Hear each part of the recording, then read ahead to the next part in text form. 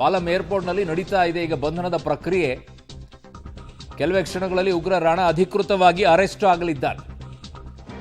NIA ವಶಕ್ಕೆ ಪಡ್ಕೊಳ್ಳುತ್ತೆ. Rana arrest ಬಗ್ಗೆ ವಿದೇಶಾಂಗ ಇಲಾಖೆಯಿಂದ ಈಗ ಹೇಳಿಕೆ ಬಿಡುಗಡೆ ಕೂಡ ಆಗಿದೆ. ಪಾಲಂ ಏರ್ಪೋರ್ಟ್ನಲ್ಲಿ ಈಗ ಬಂಧನದ ಪ್ರಕ್ರಿಯೆ ನಡೀತಾ ಇದೆ. ಈ ನಿಟ್ಟಿನಲ್ಲಿ ಎಲ್ಲ ಬೆಳವಣಿಗೆಗಳು ನಡೀತಾ ಇರೋದು. ಕೆಲವೇ ಕ್ಷಣಗಳಲ್ಲಿ ಉಗ್ರ ರಾಣಾ ಅಧಿಕೃತವಾಗಿ ಅರೆಸ್ಟ್ ಆಗಲಿರೋದು. ರಾಣಾ ಅರೆಸ್ಟ್ ಬಗ್ಗೆ ವಿದೇಶಾಂಗ ಇಲಾಖೆಯಿಂದ ಈಗ ಕೆಲವೇ ಕ್ಷಣಗಳಲ್ಲಿ ಹೇಳಿಕೆ ಕೂಡ ಬಿಡುಗಡೆ ಆಗಲಿದೆ.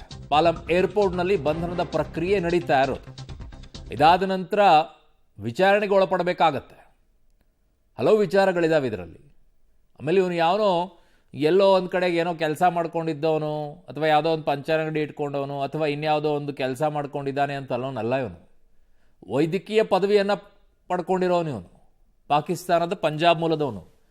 ವೈದ್ಯಕೀಯ ಪದವಿಯನ್ನು ಪಡ್ಕೊಂಡಿರೋನು. ಜೊತೆಗೆ ಪಾಕಿಸ್ತಾನದ ಸೇನೆಯಲ್ಲಿ ವೈದ್ಯಕೀಯ ಸೇವೆಯನ್ನು ಕೂಡ ಸಲ್ಲಿಸಿದಂಥವನು. ತದನಂತರ ಪಾಕಿಸ್ತಾನ ಬಿಟ್ಟು ಕೆನಡಾಕ್ಕೆ ಹೋಗಿ ಕೆನಡಾದಲ್ಲಿ ಅಲ್ಲಿಯ ಪ್ರಜೆಯಾಗಿ ನಂತರ ಅಮೇರಿಕಕ್ಕೆ ಹೋಗಿ ಎಂತೆಂಥ ಕುತಂತ್ರಗಳು ಸರಂದು. ಆದರೆ ಇಲ್ಲಿ ಇವನಿಗೆ ಸಪೋರ್ಟ್ ಮಾಡಿದವರು ಯಾರು? ಹಣಕಾಸಿನ ಸಪೋರ್ಟ್ ಇವನಿಗೆ ಎಲ್ಲಿಂದ ಸಿಕ್ತು? ಇದು ಅತಿ ಮುಖ್ಯವಾಗಿದೆ. ಬಹಳಷ್ಟು ಜನಕ್ಕೆ ಪ್ರಶ್ನೆ ಬರ್ಬೋದು, ಅಲ್ಲ ರೀ ನಮಗಿಷ್ಟೆಲ್ಲ ಬೇಕಾಗಿದೆ, ಕರೆಕ್ಟ್ ಆಗಿದಾಗ ಅಮೆರಿಕ ಈ 16 ವರ್ಷಗಳು ಇಟ್ಕೊಳ್ತಲ್ಲ, ವಿಚಾರಣೆನೇ ಮಾಡಲಿಲ್ವಾ? ಇದ್ಯಾವುದು ಬಾಯಿ ಬಿಡಿಸ್ಲಿಲ್ವಾ ಅವರು ಅಂತಂದ್ರೆ ಬಿಡಿಸಿದ್ದಾರೆ. ಅನೇಕ ಕಡೆಗಳಲ್ಲಿ ನಡೆದಂಥ ಬಾಂಬ್ ಬ್ಲಾಸ್ಟ್ ಪ್ರಕರಣಕ್ಕೆ ಸಂಬಂಧಪಟ್ಟಂತೆ ಅವರು ಕೂಡ ಬಾಯಿ ಬಿಡಿಸಿದ್ದಾರೆ ಇವನಿಗೆ. ಆದರೆ ನಮಗೆ ಅತಿ ಮುಖ್ಯವಾಗಿ ಬೇಕಾಗಿರುವಂಥದ್ದು ಮುಂಬೈ ಬ್ಲಾಸ್ಟಿಗೆ ಸಂಬಂಧಪಟ್ಟಂತೆ ನಾವು ವಿಚಾರಣೆ ಮಾಡಬೇಕಾಗಿದೆ. ನಮ್ಮ ದೇಶದಲ್ಲಿ ಅಂತಹ ಕಂತ್ರಿಗಳು ಯಾರಿದ್ದಾರೆ? ಅವನಿಗೆ ಸಪೋರ್ಟ್ ಮಾಡಿದಂಥವ್ರು. ಪಾಕಿಸ್ತಾನ ಹೇಗೆ ಸಪೋರ್ಟ್ ಮಾಡ್ತು? ರಾಣಾ ಹಸ್ತಾಂತರ ಸ್ವಾಗತಿಸಿದ್ದಾರೆ ಮೇಜರ್ ಸಂದೀಪ್ ಉನ್ನಿಕೃಷ್ಣನ್ ಅವರ ತಂದೆ. 26-11 ವಿಲನ್ಗಳು ಪಾಕಿಸ್ತಾನದಲ್ಲಿ ಅಡಗಿದ್ದಾರೆ ಅಂತ ಉನ್ನಿಕೃಷ್ಣನ್ ಹೇಳಿದ್ರು. ಮತ್ತೊಂದು ಕಡೆಗೆ ರಾಣಾಗೆ ಗಲ್ಲು ಶಿಕ್ಷೆ ವಿಧಿಸುವಂತೆ ಗಾಯಗೊಂಡಿದ್ದವರು ಆಗ್ರಹಿಸ್ತಾ ಇದ್ರು. ರಾಣಾ ಹಸ್ತಾಂತರವನ್ನ ಈಗ ಮೇಜರ್ ಸಂದೀಪ್ ಉನ್ನಿಕೃಷ್ಣನ್ ಅವರ ತಂದೆ ಸ್ವಾಗತಿಸಿದ್ದಾರೆ. ಸ್ವಾಗತಿಸಲೇಬೇಕು, ಅವ್ರಿಗೆಲ್ಲ ನ್ಯಾಯ ಸಿಗಬೇಕು ಅನ್ನೋದಾದ್ರೆ ಅವತ್ತು ಯಾರೆಲ್ಲ ಜೀವವನ್ನ ತೆತ್ತರೋ, ಯಾರೆಲ್ಲ ಹೋರಾಟವನ್ನ ಮಾಡಿದ್ರು ಅವತ್ತು, ಅವರೆಲ್ಲರಿಗೂ ಕೂಡ ಇವತ್ತಷ್ಟೇ ಅಲ್ಲ, ಇವನಿಂದ ಬಾಯಿ ಕಕ್ಕಿಸಿದ ನಂತರ, ಇವನನ್ನ ಗಲ್ಲಿಗೇರಿಸಿದ ನಂತರವೇ ಅವರಿಗೆಲ್ಲ ಒಂದಿಷ್ಟು ತೃಪ್ತಿ ಸಿಗುತ್ತೆ. ಬಟ್ ಕರ್ಕೊಂಡು ಬಂದಿದ್ದೇ ಒಂದು ದೊಡ್ಡ ಸಾಧನೆ. ಇವಾಗ ಅಷ್ಟು ಸುಲಭದಾಗಿರ್ಲಿಲ್ಲ ಅಮೆರಿಕಾದಿಂದ ಈ ರೀತಿಯಾಗಿ ಇವನನ್ನು ಹಿಡ್ಕೊಂಡು ಕರ್ಕೊಂಡು ಬರೋದು, ಅಲ್ಲಿಂದ ಹಸ್ತಾಂತರ ಮಾಡ್ಕೊಳ್ಳೋದು ಅಮೆರಿಕ ದೇಶದಿಂದ ಸಾಧ್ಯ ಆಗ್ತಿರ್ಲಿಲ್ಲ. ಆದರೂ ಕೂಡ ನಾವು ಯಶಸ್ಸು ಕಂಡಿದ್ದೀವಿ. ನಮ್ಮ ಸಹೋದ್ಯೋಗಿ ಶಬೀರ್ ನನ್ನ ಸಂಪರ್ಕಕ್ಕೆ ಸಿಗ್ತಾ ಇದ್ದಾರೆ. ಶಬೀರ್, ಈಗ ಇವನ ವಿಚಾರದಲ್ಲಿ ಬಹಳ ಮುಖ್ಯವಾಗಿ ಹಲವರು ಸಂತಸವನ್ನ ಪಡಬೇಕಾಗಿರುವಂಥ ಕ್ಷಣನೇ, ಅದರಲ್ಲೂ ಕೂಡ ಮುಂಬೈ ದಾಳಿಯಲ್ಲಿ ಸಾವನ್ನಪ್ಪಿದಂತಹ ಆ ಕುಟುಂಬದವರು, ಗಾಯಗೊಂಡಂಥವರು, ತಮ್ಮನವರು ಕಳ್ಕೊಂಡಂಥವರು, ಎಲ್ಲರಿಗೂ ಕೂಡ ಇಡೀ ದೇಶದ ಜನ ಇವತ್ತು ಖುಷಿ ಪಡಬೇಕಾಗಿರುವಂತಹ ವಿಚಾರ. ಆದರೆ 75%, ಇನ್ನೂ 25% ಇವನಿಂದ ಎಲ್ಲ ಕಕ್ಕಿಸಿದ ನಂತರ, ಇವನನ್ನು ಗಲ್ಲಿಗೇರಿಸಿದ ನಂತರವೇ ಹಾಲು ಕುಡಿದಷ್ಟೇ ಸಮಾಧಾನ ಆಗಬೇಕು ಅಲ್ವಾ ಶಬೀರ್? ಅದರಲ್ಲಿ ಯಾವುದೇ ರೀತಿಯಾದಂಥ ಅನುಮಾನಗಳಿಲ್ಲ. ಈತನ ಸಾವಿಗೆ ನ್ಯಾಯ ಸಿಗಬೇಕಾಗಿರುವಂಥದ್ದು ಕಡ್ಡಾಯ ಕೂಡ ಆಗಿರುವಂಥದ್ದು.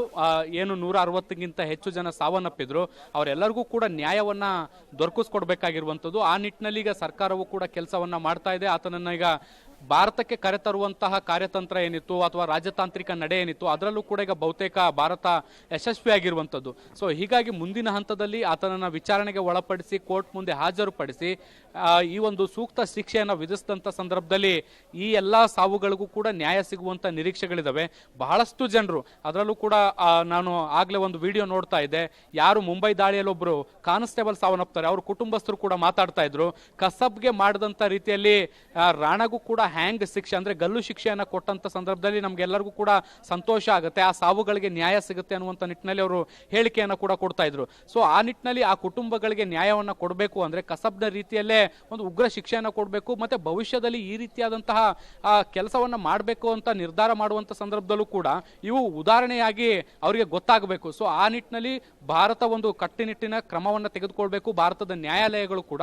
ಸೊ ಈ ನಿಟ್ಟಿನಲ್ಲಿ ಭಾರತ ಸರ್ಕಾರ ಕೂಡ ಅಗತ್ಯ ಬೇಕಾದಂತಹ ಒಂದು ದಾಖಲೆಗಳನ್ನ ಕೋರ್ಟ್ ಮುಂದೆ ಪ್ರೊಡ್ಯೂಸ್ ಮಾಡುವಂತ ಸಾಧ್ಯತೆಗಳಿದಾವೆ.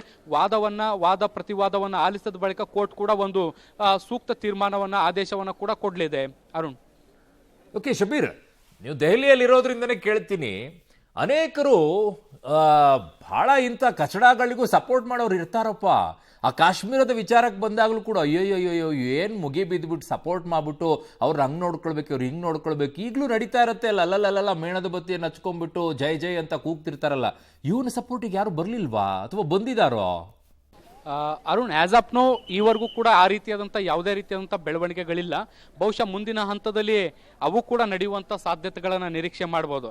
ಒಂದು ಉದಾಹರಣೆ ಹೇಳಬೇಕು ಅಂದರೆ, ಕೈಯಲ್ಲಿರುವಂಥ 5 ಬೆಳೆಗಳು ಕೂಡ ಸಮ ಇರಲ್ಲ ಅಂತಾರಲ್ಲ, ಆ ರೀತಿಯಾಗಿ ಒಂದು ಸಮಾಜ ಅಂದಮೇಲೆ ಎಲ್ಲ ರೀತಿಯಾದಂಥ ವರ್ಗದ ಜನರುಗಳು ಕೂಡ ಇರ್ತವೆ. ಅವರು ಅವರದೇ ಆದಂಥ ಥಾಟ್ ಪ್ರೋಸೆಸ್ ಅಲ್ಲಿ ಯೋಚನೆಯನ್ನು ಕೂಡ ಮಾಡ್ತಾ ಇರ್ತಾರೆ. ಸೊ ಅದಕ್ಕೆ ಪೂರಕವಾದಂತಹ ನಿರ್ಧಾರಗಳನ್ನು ಕೂಡ ಮಾಡ್ತಾ ಇರ್ತಾರೆ. ಸೊ ಸದ್ಯಕ್ಕೆ ಈಗ ದೆಹಲಿಯಲ್ಲಿ ಆ ರೀತಿಯಾದಂಥ ಯಾವುದೇ ಬೆಳವಣಿಗೆಗಳು ಇಲ್ಲ. ಮತ್ತೆ ರಾಣನನ್ನ ಪೂರಕವಾಗಿ ಆತನ ಪರವಾಗಿ ಯಾವುದೇ ರೀತಿಯಾದಂಥ ಹೋರಾಟ ಆಗಲಿ ಪ್ರತಿಭಟನೆಗಳಾಗಲಿ ಎಲ್ಲೂ ಕೂಡ ನಡೀತಾ ಇಲ್ಲ.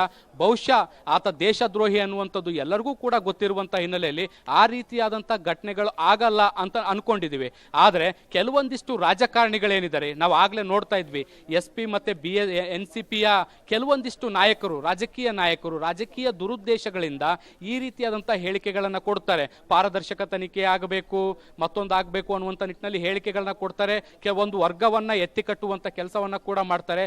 ಬಹುಶಃ ನಮ್ಮ ರಾಜಕಾರಣಿಗಳು ತಪ್ಪಿಸುವಂತ ದಾರಿಯಿಂದಾಗಿ ಜನರು ಕೂಡ ದಾರಿ ತಪ್ಪುವಂತ ಸಾಧ್ಯತೆಗಳಿರ್ತವೆ. ಬಹುಶಃ ದೇಶದ ರಾಜಕಾರಣಿಗಳು ಸರಿ ಹೋದ್ರೆ ದೇಶದ ಜನರು ಕೂಡ ಸರಿ ಹೋಗುವಂತ ಸಾಧ್ಯತೆಗಳನ್ನು ಕೂಡ ನಾವು ನೋಡಬಹುದು ಅರುಣ್.